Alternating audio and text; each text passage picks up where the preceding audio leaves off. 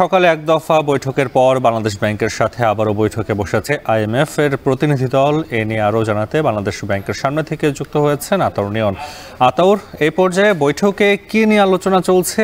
কি সিদ্ধান্ত আসতে পারে, বিস্তারিত জানাবেন। যেমনটি বলছিলেন যে সকালে কিন্তু প্রথম দফায় আইএমএফ এর প্রতিনিধি দলের সাথে বাংলাদেশ ব্যাংকের কর্মকর্তাদের একটি মিটিং হয়েছে এবং সেটি দেশের আর্থিক খাতগুলো নিয়ে বৈঠকটি হয়েছে এবং পরে দ্বিতীয় দফায় তারা সচিবালয়ে যায়, সেখানে মিটিং শেষ করে এবং বিকাল 4টায় কিছুক্ষণ আগে তারা বাংলাদেশ ব্যাংকে প্রবেশ করে এবং ইতিমধ্যে বৈঠকটি শুরু হয়েছে আইএমএফ এর প্রতিনিধি দলের সাথে বাংলাদেশ ব্যাংকের কর্মকর্তাদের। তো প্রথম দফার মিটিং শেষে বাংলাদেশ ব্যাংক থেকে যেটি জানানো হয়েছে যে বাড়তি যে $3 বিলিয়ন কথা গভর্নর বলেছিলেন যে তাদের কাছ থেকে চাওয়া হবে ঋণ সহায়তা, সেখানে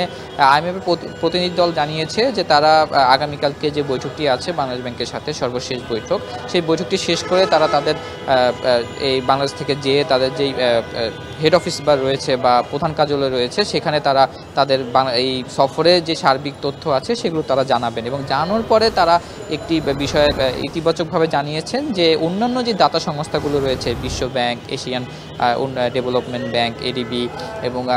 ইসলামিক ডেভেলপমেন্ট ব্যাংক আইডিবি সহ যেসব দাতা সংস্থা যে ঋণ সহায়তা বা আর্থিক সহায়তা দেশের আর্থিক খাত সংস্কারের জন্য দেওয়ার কথা বলেছে বা প্রতিশ্রুতি দিয়েছে, সেই বিষয়গুলো তারা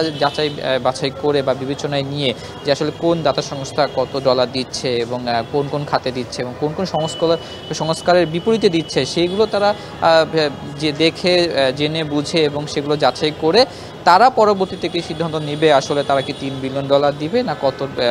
ডলার বাংলাদেশ ব্যাংকে বাড়তি সহায়তা দিবে, সেই বিষয়ে তারা জানাবে। এছাড়া জানা গেছে যে গভর্নর কিন্তু ইতিমধ্যে দেশের বাইরে রয়েছেন, সফরে রয়েছেন তারা অফিসিয়াল কাজের জন্য। তো সেইখান থেকে আসলে গভর্নর তাদের যেই অফিস রয়েছে বা প্রধান কার্যালয় রয়েছে সেখানে যোগাযোগ করবেন। গভর্নরের পক্ষ থেকে একটি চিঠি মাধ্যমে হোক বা ফোন কলের মাধ্যমে হোক, যেভাবেই হোক যোগাযোগ করা হবে সেই বাড়তি সহায়তার জন্য। তখন প্রস্তাবনাটা সেভাবে যাওয়ার পরে আসলে তারা এখান থেকে যে আইএমএফ এর প্রতিনিধি দল সেখানে যাওয়ার পর যেই তথ্য সংগ্রহ করে গেছেন এবং তারা যেই পরামর্শ দিয়ে গেছেন সেগুলো জানানোর পরে তারা দুটি দিক বিবেচনা করে তারা একটি যে আসলে $3 বিলিয়ন বাংলাদেশকে কি অতিরিক্ত ঋণ সহায়তা দিবে কিনা সেই বিষয়ে তারা আসলে জানাবে। তো এছাড়া আসলে ইতিমধ্যে কিন্তু যেই খেলাপি ঋণ সহকারে বেশ কিছু জায়গায় যে সংস্কারের বিষয়, সেসব বিষয় কিন্তু এবং যেই মানদণ্ড অনুযায়ী যেই হিসাব তৈরি করা হয় বা আর্থিক প্রতিবেদন তৈরি করা হয় ব্যাংকগুলো, সেই সব বিষয় কিন্তু আইএমএফ থেকে